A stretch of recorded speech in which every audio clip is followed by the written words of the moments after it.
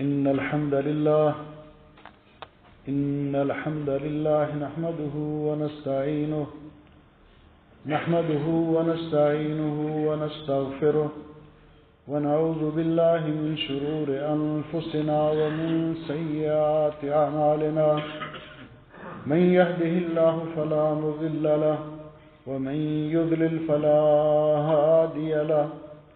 وأشهد أن لا إله إلا الله وحده لا شريك له وأشهد أن محمدا عبده ورسوله يا أيها الذين آمنوا اتقوا الله حق تقاته ولا تموتن إلا وأنتم مسلمون يا أيها الناس اتقوا ربكم الذي خلقكم من نفس واحدة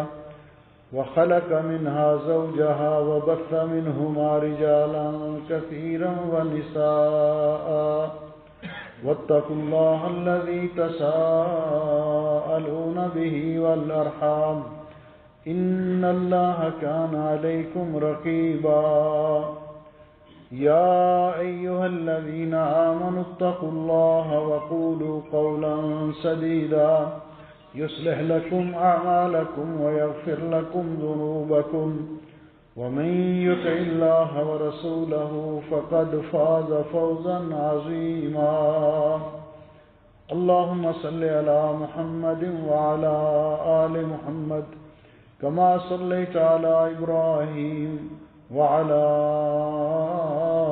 آل إبراهيم إنك حميد مجيد اللهم بارك على محمد وعلى آل محمد كما باركت على إبراهيم وعلى آل إبراهيم إنك حميد مجيد أما بعد فيا أيها الناس إن خير الحديث كتاب الله وخير الهدي هدي محمد صلى الله عليه وسلم وشر الأمور محدثاتها وكل محدثة بدعة وكل بدعة ضلالة وكل ضلالة في النار أعوذ بالله السميع العليم من الشيطان الرجيم وأقيموا الصلاة وآتوا الزكاة واركعوا مع الراكعين۔ قابل صد احترام بزرگوں، بھائیوں اور عزیزوں، آج کے خطبہ جمعہ کا عنوان ہے اہمیت صلاۃ الجماعہ و فضائلها، باج جماعت نماز ادا کرنے کی اہمیت اور اس کی فضیلت۔ اللہ سبحانہ و تعالیٰ کا ہم پر بڑا فضل و کرم اور احسان ہے کہ اللہ سبحانہ و تعالیٰ نے ہمیں دین اسلام جیسا پر رحمت دستور زندگی عطا کیا ہے، جس کے تمام احکام، اصول و ضوابط دنیا کے اندر رہتے ہوئے اللہ تعالیٰ کے احکام کی تعمیل، ایک پر امن معاشرے کی تشکیل اور آپس میں الفت اور محبت پیدا کرنے پر مبنی ہے۔ انہی مظاہر میں سے ایک بہت ہی عمدہ مظہر وہ نماز باجماعت کا ہے، جس میں اللہ سبحانہ و تعالیٰ نے جہاں اپنے بندوں کو ایک ڈسپلن سکھایا ہے، ایک امام کے پیچھے نماز ادا کر کے تحت امیر کا سلیقہ سکھایا ہے، جس میں اللہ سبحانہ و تعالیٰ نے 5 وقت مسجد میں حاضر ہو کر اللہ رب العزت کی بارگاہ میں ایک ساتھ مل کر نماز ادا کرنے کا حکم دیا ہے، وہاں اللہ رب العزت نے اس کو ایک دوسرے کی احوال گیری، احوال پرسی کا ذریعہ بھی بنایا ہے۔ اللہ سبحانہ و تعالیٰ نے اس نماز کو مسلمانوں کے مابین الفت پیار اور محبت پیدا کرنے کا ذریعہ بھی بنایا ہے۔ اسی لیے نماز کے لیے صف بندی کو لازمی قرار دیا گیا۔ رسول اکرم صلی اللہ علیہ وسلم جب بھی جماعت کرواتے یہ فرمایا کرتے تھے، استووا تراسو، صفیں برابر کرو، آپس میں مل کر کھڑے ہو،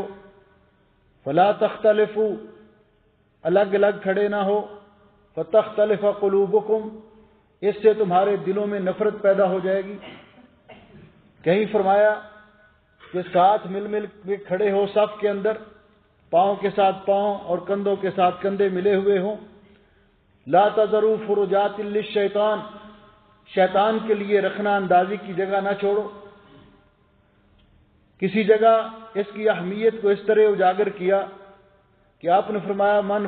سد فرجۃ فی الصف، صف کے اندر اگر کوئی تھوڑی جگہ خالی ہے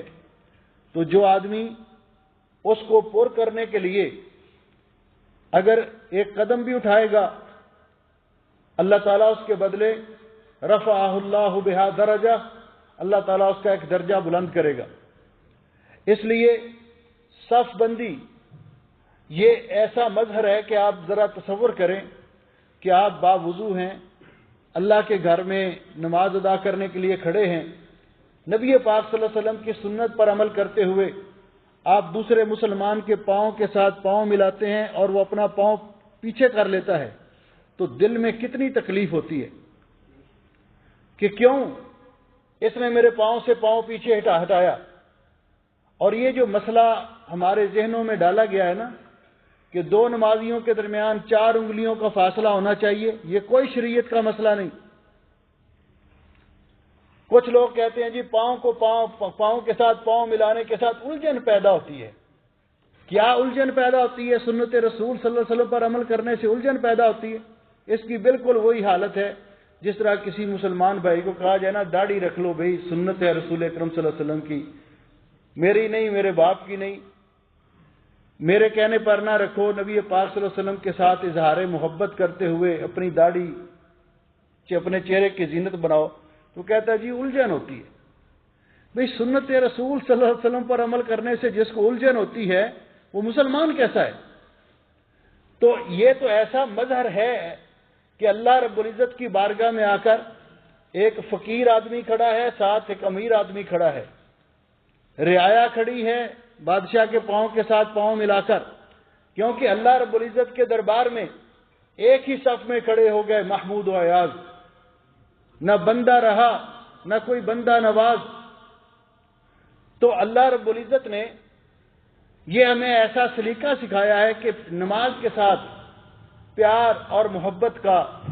اظہار ہوتا ہے، مسلمانوں کے درمیان الفت پیدا ہوتی ہے، اور اس طرح اس کے جو روحانی فائدے ہیں اجر و ثواب کے اعتبار سے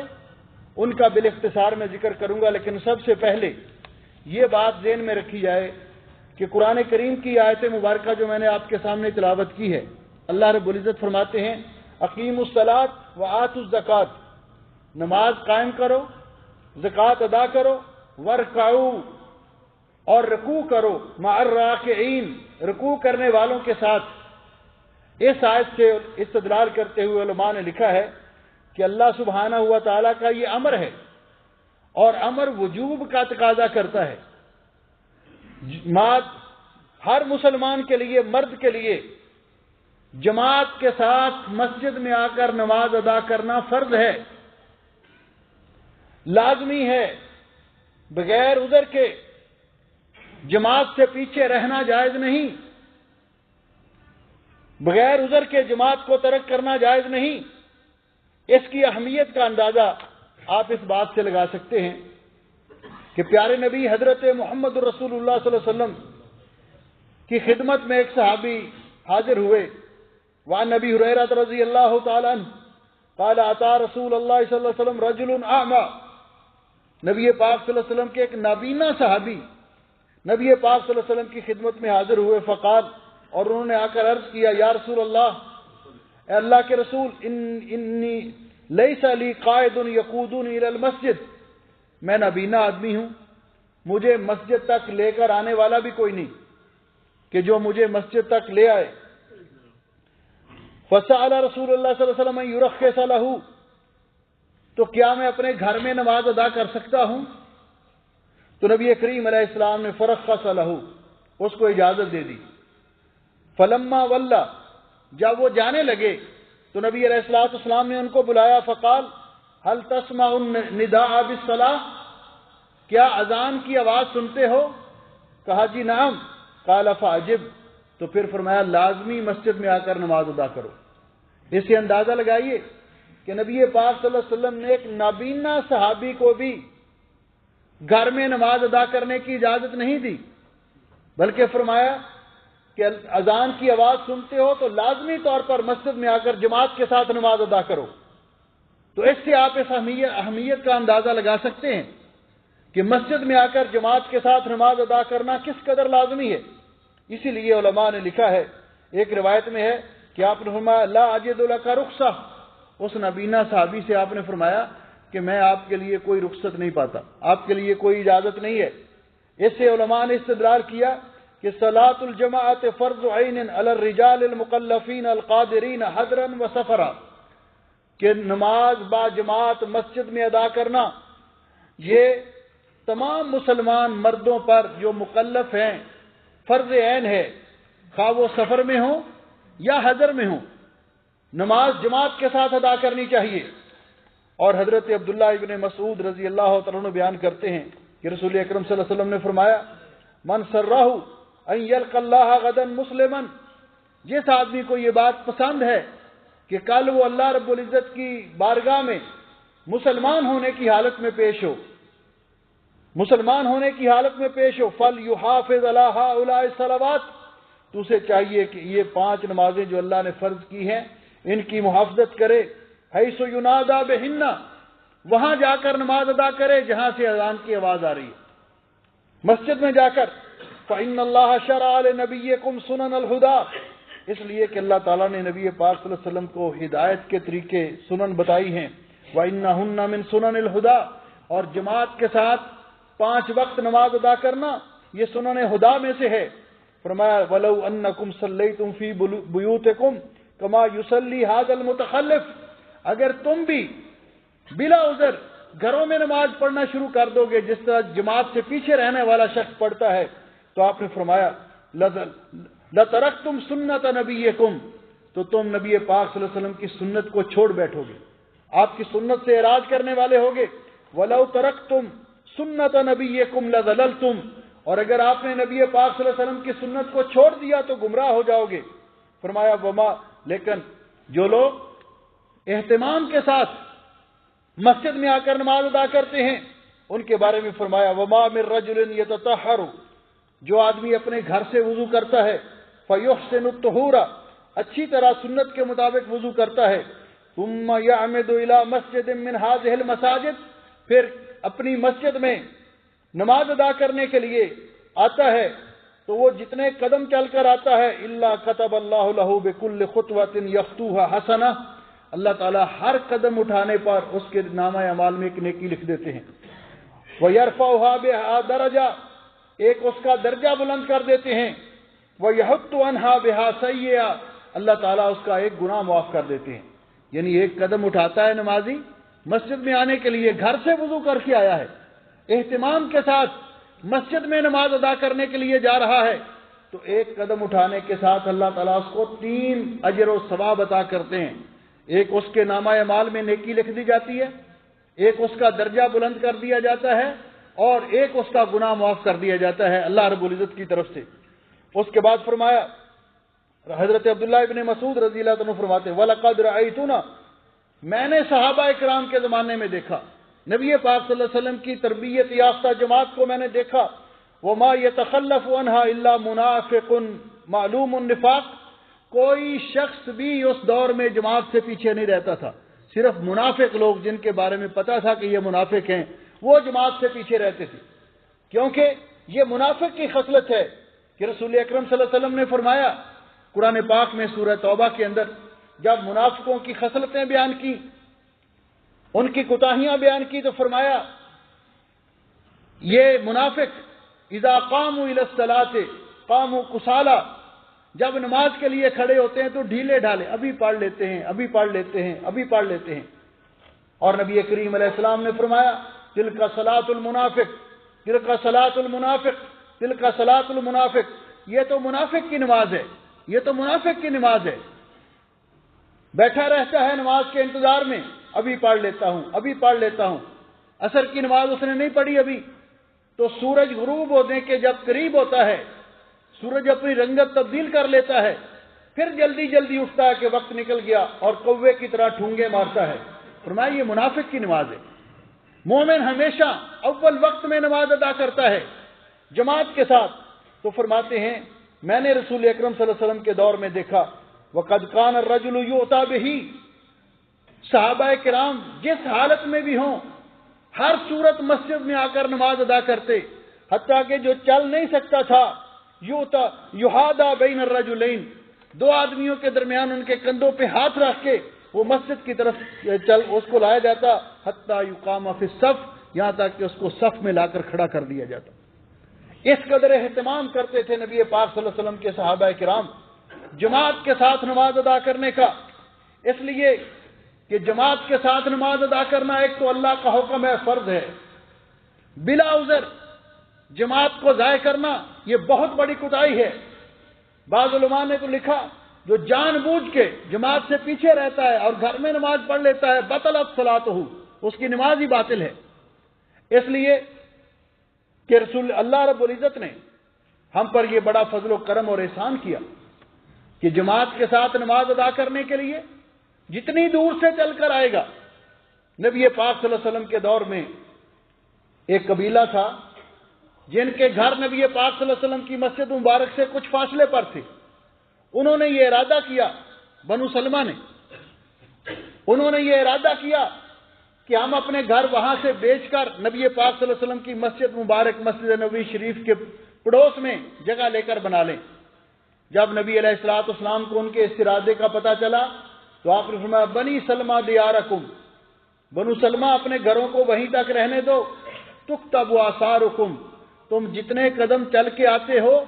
تمہارے قدموں کے نشان بھی لکھے جاتے ہیں اللہ تعالیٰ کی ہاں، یہ اجر و ثواب میں اضافے کا باعث ہیں۔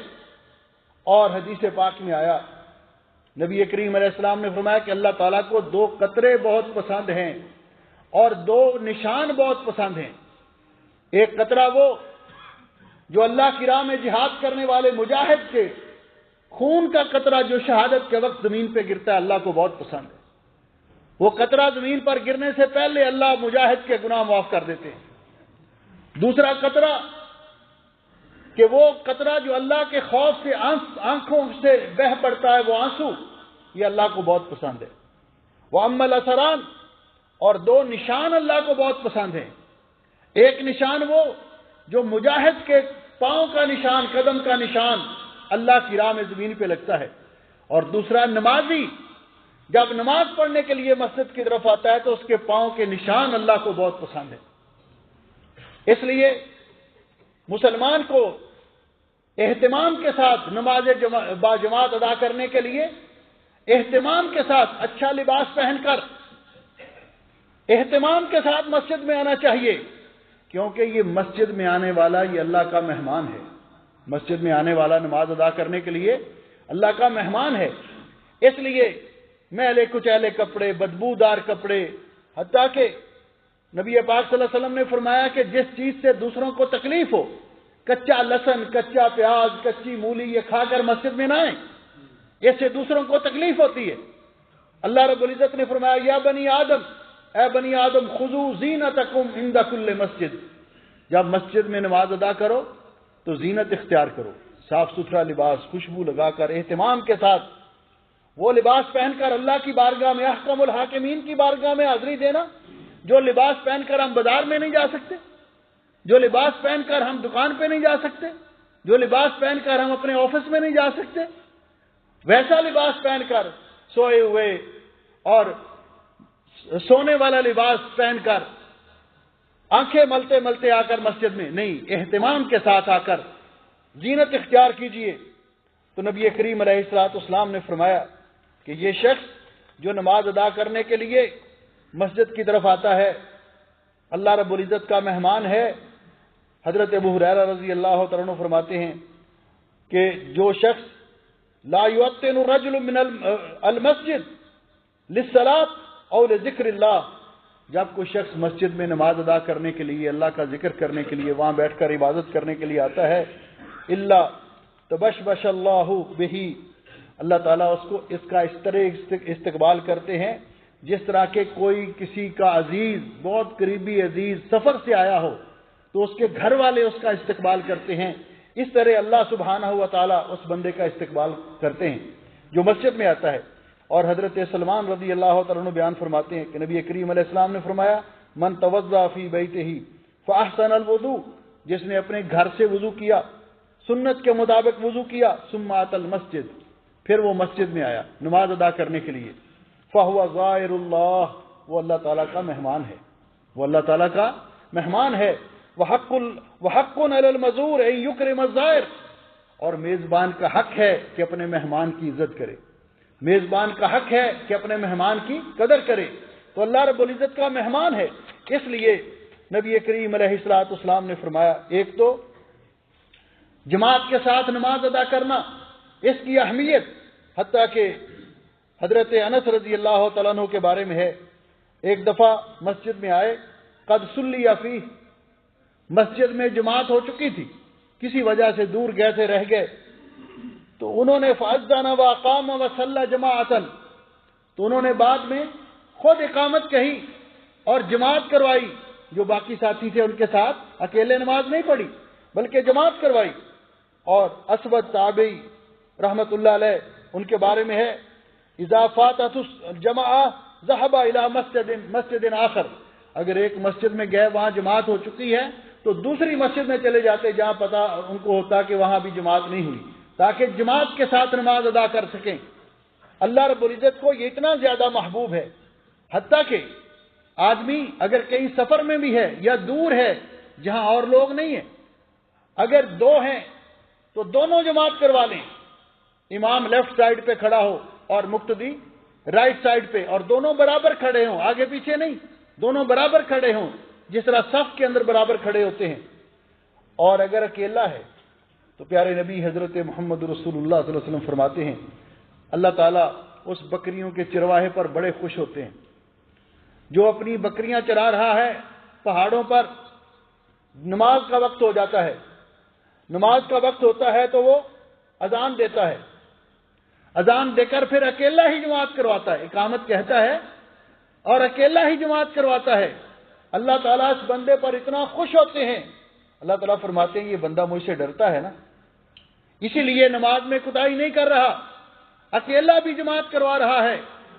ادخلتہ الجنہ، میں اس کو جنت میں داخل کروں گا۔ اور اسی لیے علماء نے لکھا کہ اکیلا آدمی جب کوئی اور نہ ہو، اکیلا آدمی ہو کسی ایسی جگہ پہ جماعت کرواتا ہے تو اس کو بھی جماعت کا ثواب ملتا ہے۔ بعض نے لکھا کہ فرشتے اللہ بھیج دیتا ہے جو اس کے ساتھ جماعت کے اندر شامل ہوتے ہیں۔ اس لیے جماعت کے ساتھ نماز ادا کرنے کے بارے میں رسول اکرم صلی اللہ علیہ وسلم نے فرمایا، عن عبداللہ ابن عمر رضی اللہ تعالی عنہما ان رسول اللہ صلی اللہ علیہ وسلم قال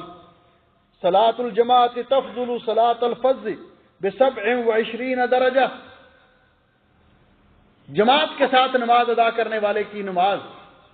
اکیلے آدمی کی نسبت 27 گنا افضل ہے، یعنی اکیلے آدمی کی نسبت اکیلا نماز ادا کرتا ہے تو اس کے مقابلے میں جماعت کے ساتھ نماز ادا کرنے والے کو 27 نمازوں کا ثواب ہوتا ہے۔ اس لیے رسول اکرم صلی اللہ علیہ وسلم نے فرمایا، حضرت زید ابن ثابت رضی اللہ عنہ بیان فرماتے ہیں، ایھا الناس، اے لوگو، صلو ایھا الناس فی بیوتکم، اپنے گھروں میں بھی کچھ نماز ادا کیا کرو، فإن افضل صلاة المرء فی بیتہ الا المکتوبہ، فرض نمازوں کے علاوہ آدمی کی باقی نماز گھر میں پڑھنا افضل ہے۔ فرض نماز مسجد میں آ کر لازمی طور پہ پڑھی جائے اور سنتیں گھر میں پڑھی جائیں، نوافل گھر میں ادا کیے جائیں، اس لیے گھر کے اندر بھی نماز کا اہتمام ہونا چاہیے۔ پھر وہ نمازیں جو منافقوں پر آپ نے فرمایا بہت بھاری ہیں، حالانکہ ان کا اجر و ثواب بڑا ہے۔ حضرت ابو ہریرہ رضی اللہ تعالیٰ عنہ بیان فرماتے ہیں کہ رسول اکرم صلی اللہ علیہ وسلم نے فرمایا لو یعلم الناس ما فی النداء والصف الاول، اگر لوگوں کو یہ پتہ چل جائے نا کہ اذان کا کتنا اجر و ثواب ہے اور صف اول میں نماز ادا کرنے کا کتنا اجر و ثواب ہے، ثم لم یجدوا، پھر وہ آئیں اور ان کو موقع نہ ملے، الا ان یستحموا علیہ، تو وہ قرآن اندازی کرنا شروع کر دیں. بھئی یہ لازمی نہیں کہ آپ نے ہی پہلے صف میں کھڑے ہونا ہے، قرآن اندازی کریں. وَلَوْ يَعْلَمُونَ مَا فِي التَّحْجِيرِ لَاسْتَبَقُوا إِلَيْهِ، اگر لوگوں کو پتہ چل جائے کہ جمعے کے دن جلدی آنے میں کتنی برکت ہے، خیر ہے، کتنا ثواب ہے، نماز کے لیے جلدی آنے میں کتنا ثواب ہے، تو فرمایا ان کو اگر پتہ چل جائے لَاسْتَبَقُوا إِلَيْهِ، تو اس کی طرف وہ سب کے ایک دوسرے پر سبقت لے جائیں. وَلَوْ يَعْلَمُونَ مَا فِي الْعَتْمَةِ وَالصُّبْحِ، اگر لوگوں کو پتہ چل جائے کہ صبح کی نماز اور عشاء کی نماز جماعت کے ساتھ ادا کرنے کا کتنا اجر و ثواب ہے، تو فرمایا لَأَتَوْهُمَا وَلَوْ حَبْوًا، وہ لازمی مسجد میں آ کر نماز ادا کریں اگرچہ ان کو گھٹنوں کے بل رینگ کر ہی کیوں نہ آنا پڑے. اگر ان کو پتہ چل جائے کہ عشاء کی نماز اور فجر کی نماز جماعت کے ساتھ ادا کرنے کا کتنا اجر و ثواب ہے، اس لیے کہ نبی علیہ السلام نے فرمایا جو آدمی عشاء کی نماز جماعت کے ساتھ ادا کرتا ہے پھر رات کو تھکا ہوا ہے اٹھ نہیں پاتا، پھر فجر کی نماز جماعت کے ساتھ ادا کر لیتا ہے، تو اس کو پوری رات کی عبادت کا اللہ تعالیٰ ثواب عطا فرماتے ہیں. نبی کریم علیہ الصلوۃ والسلام، اور صحیح بخاری کی یہ حدیث ہے. حضرت ابو ہریرہ رضی اللہ تعالیٰ عنہ فرماتے ہیں کہ نبی پاک صلی اللہ علیہ وسلم نے فرمایا ان اثقل الصلاۃ علی المنافقین صلاۃ العشاء و صلاۃ الفجر، منافقوں پر دو نمازیں بڑی بھاری ہیں، ان کے لیے بڑی مشکل ہو جاتی ہیں، ان دو نمازوں کو ضائع کرتے ہیں. اور کون سی نماز؟ عشاء کی نماز اور فجر کی نماز. فرمایا وَلَوْ يَعْلَمُونَ مَا فِيهِمَا،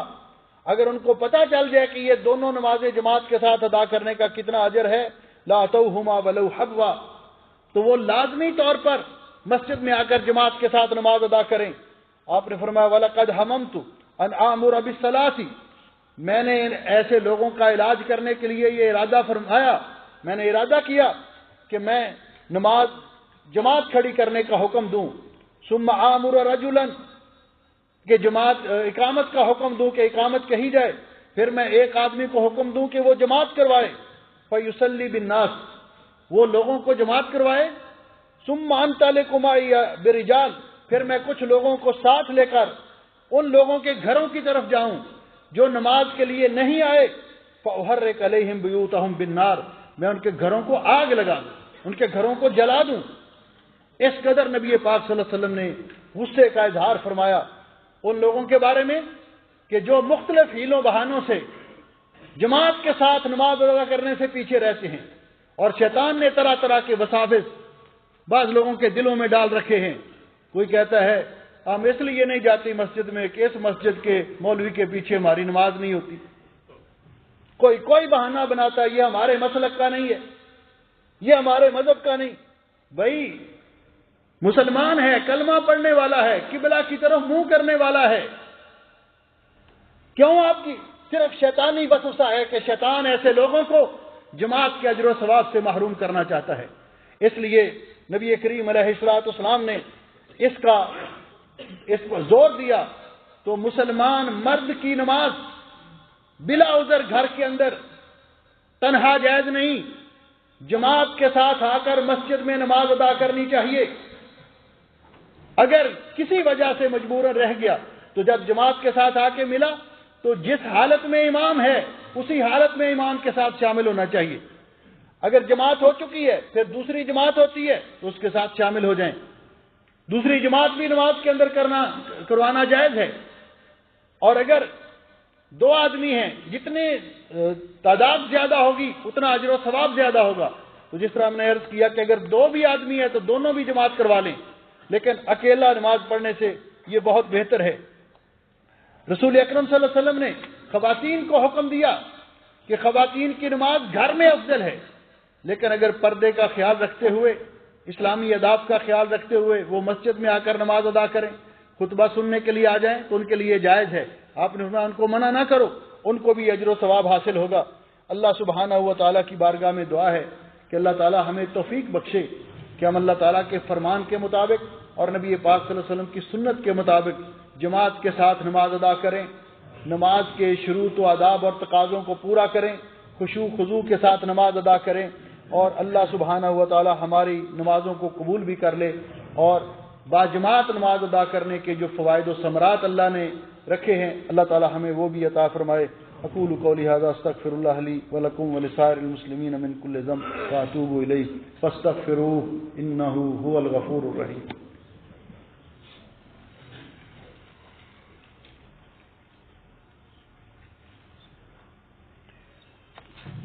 ان الحمد للہ نحمده ونستعینه ونستغفره ونعوذ باللہ من شرور انفسنا ومن سیئات اعمالنا